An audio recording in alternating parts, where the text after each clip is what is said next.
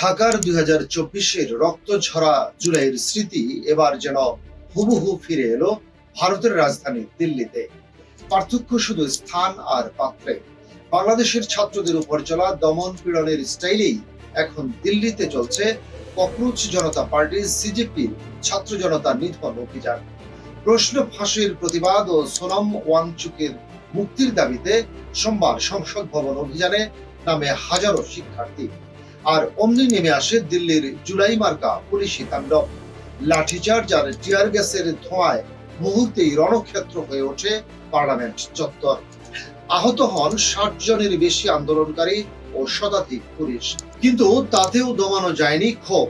Police রাতের আধারে যন্তর মন্তরের তাঁবু উপড়ে ফেললেও পরদিন মঙ্গলবার 21 জুলাই সকালেই পুলিশ ও র্যাফের কড়া ব্যারিকেড ভেঙে ফের রাজপথ দখল করে নেয় সিজেপির লড়াকু ছাত্ররা।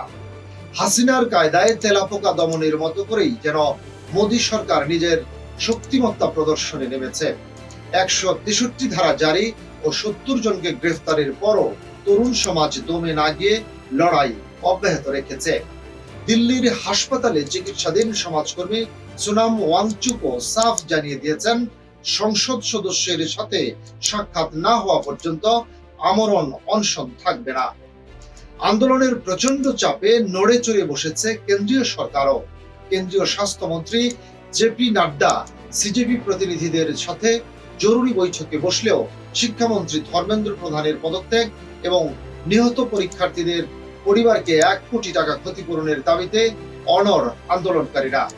সব মিলিয়ে ছাত্র শক্তির গর্জনে এখন দিল্লির সিংহাসনে কাঁপন ধরাচ্ছে ঢাকার সেই চেনা ইতিহাসের নতুন সংস্করণ।